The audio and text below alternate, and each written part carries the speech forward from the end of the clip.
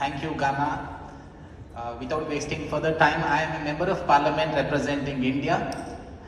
We have the largest population and the present topical issue is of great importance to us. But having said that, despite this challenge, India starts with a clear principle that there is no real dichotomy between the planetary needs and the human needs.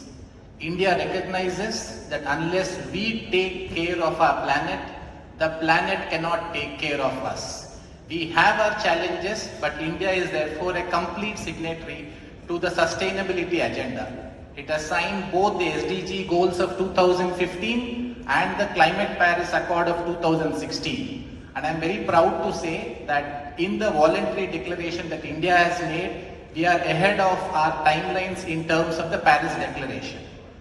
Now, there are two things that India is looking at. Given the short time I have, I'll be very quick. One is balancing food security and also environment. So India is approaching it in two separate ways. We have a clear a climate action policy. India has designed a climate action policy where there is a sustainable agricultural policy. There are policies put in place which enable the states and the center to coordinate with each other to ensure that the climate action, sustainable agricultural practices are followed. We do this in multiple ways. We look at a plan where we use minimal water resources. We are adapting to the climate change by having heat-resistant paddy variety and wheat varieties for increasing India's food production. And in terms of the increasing farm production, India is relying on a series of farming innovations. India has resorted to the expression that we use, which is digital farming.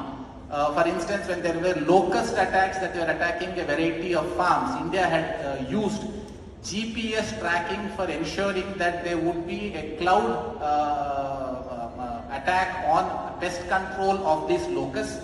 India uses an app called Jugal Bandi. This is very interesting. So any person in any village, he can speak into WhatsApp in his native language, ask a question relating to the weather, the farm produce, and the message in his vernacular language. India speaks over 50 languages, by the way.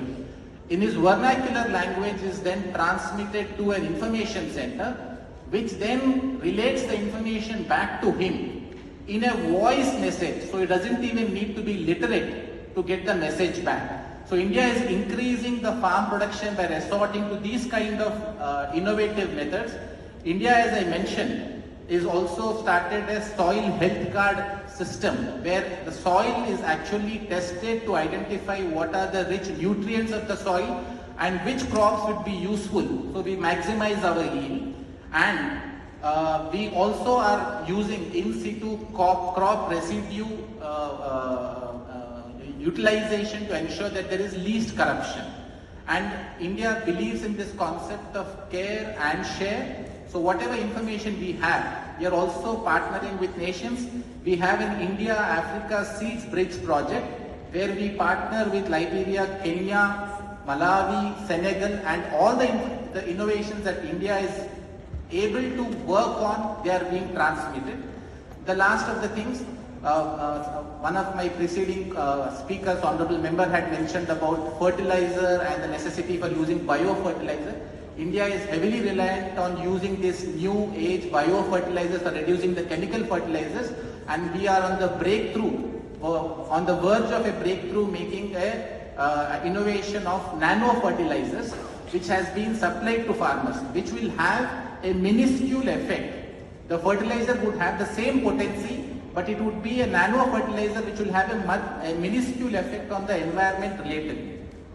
The last of the things I would wish to say, sir, is that India believes in and has been promoting this concept of lifestyle for environment, where not only we increase whatever we can produce in a sustainable manner, but our consumption also needs to reduce. We all need to live in a sustainable manner for ensuring that we take care of our environment.